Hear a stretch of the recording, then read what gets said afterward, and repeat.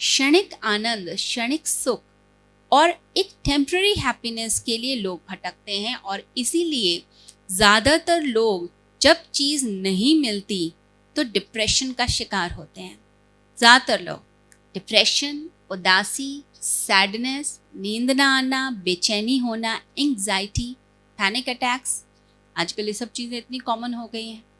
डर के कारण भी लोगों को अटैक हो जाता है, डर जाते हैं, किसी ने डरा दिया, धमकी दे दी, डर गए और डर के मारे फिर क्या करते हैं, कोई ऐसा एक्शन ले लेते हैं जो एक्शन नहीं लेना चाहिए। कई लोग सुसाइड कर लेते हैं, डर जाते हैं बुरी तरीके से, किसी की धमकी से, किसी की बात से।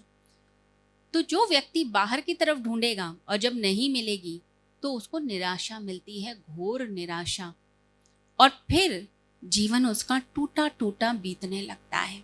अगर सच्ची खुशी की तरफ चलना है तो सबसे पहले ये समझना है कि हम भिखारी नहीं हैं। हम क्या हैं? भगवान के लाडले बच्चे। हमें भगवान ने सब कुछ देकर भेजा है। अपने लाडले बच्चे को आप सब कुछ देते हैं कि नहीं देते हैं? तो हम भगवान के क्या हैं? लाडले बच्चे। एक बार बोलिए, लाडले बच्चे हैं हम, भगवान के प्यारे बच्चे हैं। तो भगवान ने सब कुछ हमें देकर भेजा है, लेकिन हम क्या करते हैं? इस दुनिया में आकर वो सब चीज़ें खो बैठते हैं। एक छोटे से बच्चे को अगर देखा जाए, कभी नहीं बताना होता कि ऐसे मुस्कुराओ, ठीक है? बच्चा क्या करता है? अपने आप मुस्कुराता है, हंसता है, खिलखिलाता है, खेलता है। अब बच्चों को रोकना पड़ता है कि अब बस भी करो, कितना खेलोगे या कितना हंसोगे, हंसे ही जा रहे हो सुबह से, काम भी करो, सीरियस होना चाहिए, थोड़ा बैठना चाहिए। लोग ऐसी बात करते हैं। अब उसे पढ़ाने के लिए बैठाओ तो सीरियसली पढ़ाई करनी है, 1 घंटा पढ़ना है। बच्चा थोड़ी देर पढ़ेगा और फिर बाहर इधर उधर नजर जाएगी, खेलने भागेगा, खुशी की तरफ जाता है। खुशी क्या है? उसके अंदर है। तो यानी ईश्वर ने, परमात्मा ने वो खुशी हमें देकर भेजा है। ठीक है, बात समझ आई? तो परमात्मा ने वो खुशी हमें ऑलरेडी अंदर दिए रखी है, दी हुई है। लेकिन जब हम इस दुनिया की चीज़ों में लिप्त होने लगते हैं, लोगों की बातें जो वो हमारी इमेज बना देते हैं। आपसे कोई गलती हो गई, आपके लिए बोल दिया, ये तो हर समय मिस्टेक्स करता रहता है।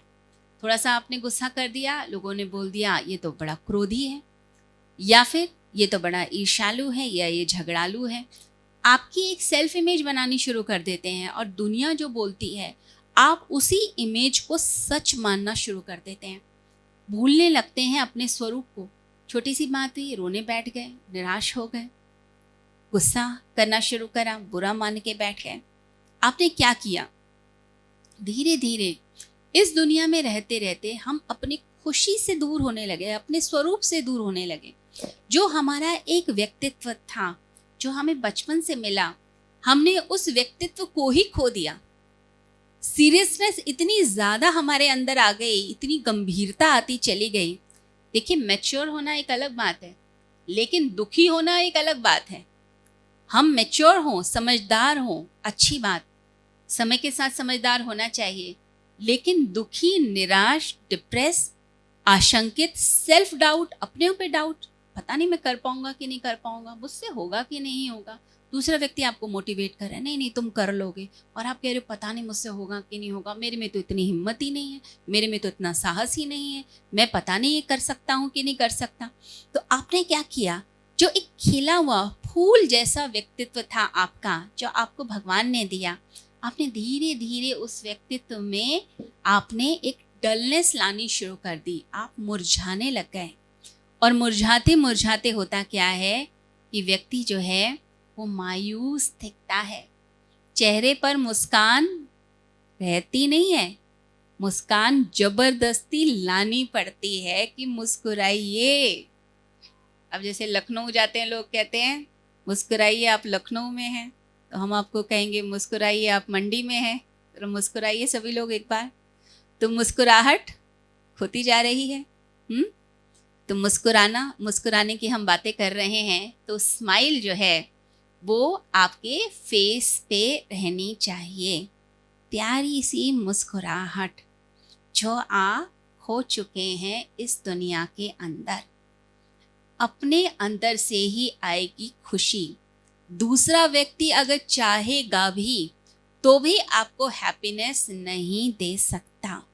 कितनी भी कोशिश कर ले वो चीज़ दे देगा, कुछ अच्छी बात कह देगा, लेकिन फिर आप अगर हर समय दुखी राम बन के बैठे रहते हैं तो आप फिर दोबारा से उसी दुख में चले जाएंगे। तो अपने उस स्वरूप को निखारिए।